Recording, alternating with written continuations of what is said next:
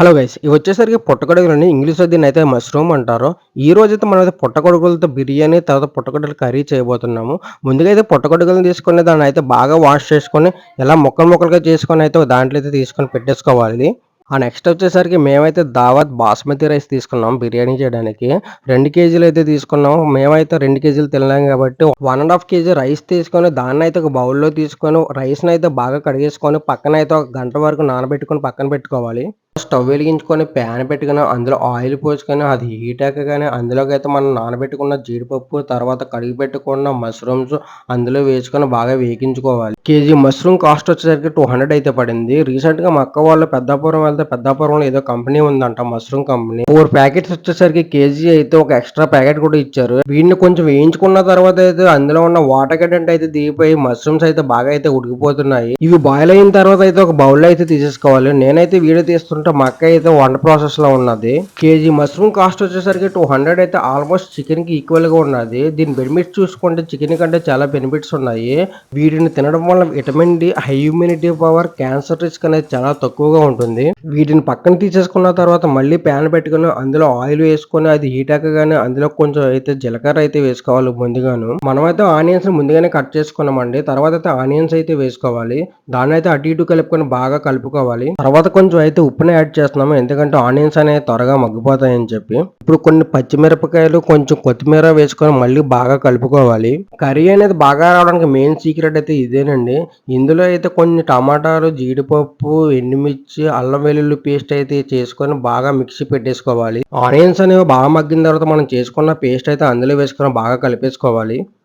తర్వాత కొంచెం పసుపు, గరం మసాలా, తర్వాత జీలకర్ర, ధనియాలు పౌడర్ వేసుకోవాలి. వీటిని బాగా కలుపుకున్న తర్వాత కొంచెం కారం అయితే వేసుకోవాలి తగినంతగాను. ఇంకా ఫైనల్ గా ఇవన్నీ అయిపోయిన తర్వాత మనం ఉడకబెట్టుకున్న జీడిపప్పు, మష్రూమ్స్ అయితే అందులో వేసుకొని బాగా అటు ఇటు కలుపుకోవాలి. అవి కొంచెం బాగా వేగిన తర్వాత అయితే అందులో వాటర్ వేసుకొని అలా సిమ్ లో పెట్టుకుని అయితే పక్కన పెట్టేసుకోవాలి. ఎక్కువైతే ఉడకనవసరం లేదు, ఆల్రెడీ ముందే ఉడికిపోయినాయి కాబట్టి. ఆల్మోస్ట్ కర్రీ అయితే రెడీ అయిపోయింది. స్మెల్ అయితే మామూలుగా లేదు, ఒక రేంజ్ లో వస్తుంది.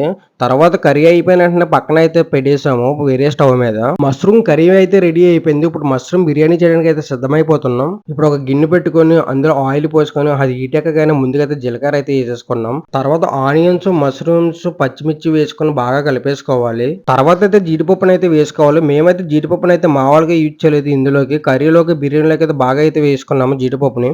అవి కొంచెం బాగా మగ్గిన తర్వాత కొన్ని మిరియాలు, లవంగాలు, చెక్క, ఆకు వేసుకొని అయితే బాగా కలిపేసుకోవాలి. తర్వాత కొన్ని టమాటాలు, ఉప్పు, అల్లం వెల్లుల్లి పేస్ట్ వేసుకోవాలి. మీరు మాత్రం మనం వీడియోలు చూస్తున్నారు కానీ సబ్స్క్రైబ్ చేసుకోవట్లేదండి. మీ సపోర్ట్ మాకు ఎంత అవసరం. మీరు మాత్రం సబ్స్క్రైబ్ చేసుకుంటే మేమైతే ఇంకా వీడియోస్ చేస్తూనే ఉంటాము. మీ సపోర్ట్ మాకు ఎంత అవసరం. మీరు మమ్మల్ని సపోర్ట్ చేస్తూనే ఉండండి. తర్వాత కొంచెం గరం మసాలా, బిర్యానీ మసాలా, జీలకర్ర, ధనియాల పౌడర్ అయితే వేసుకున్నాము.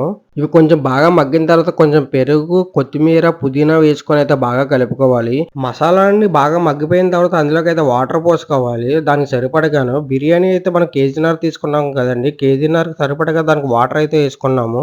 దాని మీద మూత పెట్టేసుకొని వాటర్ అనేది బాగా మరగనివ్వాలి. అది బాగా మరిగిన తర్వాత అయితే అందులోకి అయితే మనం తీసుకున్న అయితే బాస్మతి రైస్ అయితే వేసేసుకోవాలి. ఇంకా వేసుకున్న రైస్ అటు ఇటు కలుపుతూ బాగా అయితే కలుపుకోవాలి. దాని మీద అయితే మూత పెట్టేసుకొని అలా ఉంచేసుకోవాలి బిర్యానీ అయ్యే వరకును. ఇవి ఇందాక మనం కడుగు పెట్టుకున్నాం కదండి రైస్, అవైతే కొన్ని తీసుకుని అయితే పొట్టలో వేసేసుకున్నాను. నాకైతే బియ్యం తినే అలవాటు ఉంది. మీలో కూడా ఎవరికైనా బియ్యం తినే అలవాటు ఉంటే కామెంట్ చేయండి కింద.